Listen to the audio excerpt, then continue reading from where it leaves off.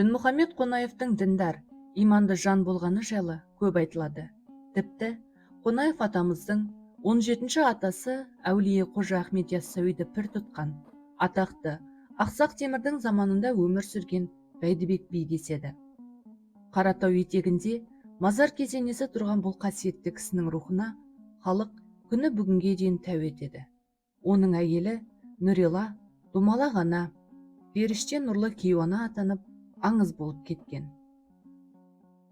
Қонаев атамыз дінге шек қойылған кеңестік заманның өзінде Отырардағы Арыстан баб, Түркістандағы Әзірет Сұлтан, Қожа Ахмет Яссауи кесенесіне барып, төп атасы Бәйдібек пен Домала ғананы пір тұтып, іштей әруақтарға тағзым етіп жүреді екен. Қонаевтың діндарлығы жайында жақсы білетіндердің бірі белгілі дәрігер, қажы Кәрім Бекмұхамбет еді. Сол кісі Димаш Ахметұлының жары Зухра апаның да өте таза, кеңес үкіметі тұсында ақ имандылық жолын ұстанған әйелдердің бірі екенін айтып, үйлерінде алтын әріппен жазылған Құранның түр-түрі болғанын әңгімелейтін еді. Қазақтың дәстүрінде қажы имамдар мен молда қариялардың, әулие ғұламалар мен кейде тіпті ақындардың да дүниеден қашан өтетінін іштей сезіп, айналасына сездіріп жүретін қасиеті болған.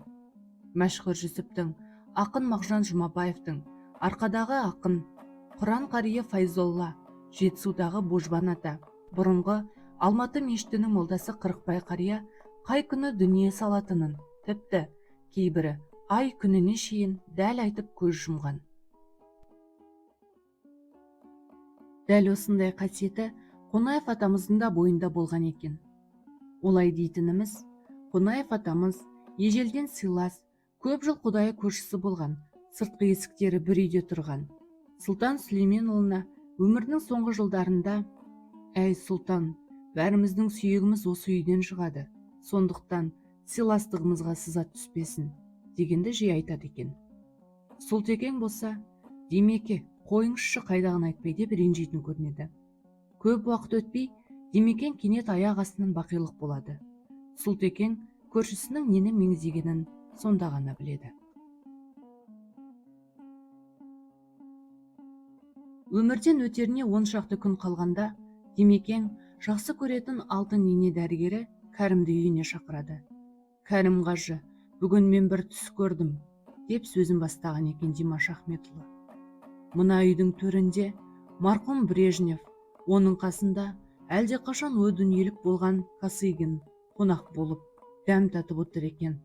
Оларға шай құйып, мені фәни дүниеге тастап кеткен сүйікті жарым Зухра Шәріпқызы да меймандармен бірге отыр. Бәрі көңілді. Брежнев Алматыға келген сайын Зухраның қолынан шай ішуші еді. Мен есіктен кіріп келдім. Төрде отырған Леонид Ильич: «Димаш, кел деп маған қолын созды. Солай қарай жүрдім. Соған қарағанда ана жақта мені әруақтар шақырып жатыр ғой. Татарка жақтағы бұрынғы ескі мұсылман қорымында менің әжем, немере ағам, тағы да біраз таныс туыстар жатыр ғой. Жүр, соларға барып Құран оқиық» дейді. Содан екеуі зиратқа барып Құран оқып, бет сипап қайтады. Бұл жаңылмасам тамыз айының бас кезеді. Осы жерде тұрып, Демекең бір аптадан кейін Талдықорғанға Тынышбаевтың тойына баратынын айтты. Арада 10 шақты күн өткенде, яғни тамыздың 22-сі күні, Демекеңнің сол жақта көз жұмғанын естідім. Есімнен танып қала жаздадым. Бәрінен бұрын жарықтықтың маған айтқан түсінің қалай дәл келгенін күні бүгінге дейін қайранмын. Демекеңнің мәйітіне түсіп, кебіндегендердің бірі болдым деп еске алады Қонаевтың қазасын Кәрім дәрігер. Демекең аз уақытта талқанның таусылатынын қалай білген? Бұл әулиелерге ғана тән қасиет. Ондай адам 100 жылда бір-ақ туады ғой деген сөзді Кәкең жиі айтатын. Айтпақшы, Демекеңнің соңғы Талдықорғанға сапарында ол кісінің қасында жүріп серік болған үлкен кісілер бұл Қонаевтың туған халқымен бақилық қоштасу екен. Әйтеуір, ол кісіні көруге келген халық қара құрым болып кетті деп еске алады.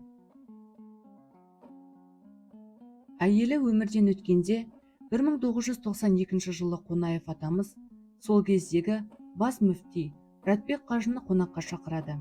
Сонда олай болып кетсем, о дүниеге Алланың ақ жолымен аттандыру ойыңызда болсын деп тұспалдаған екен.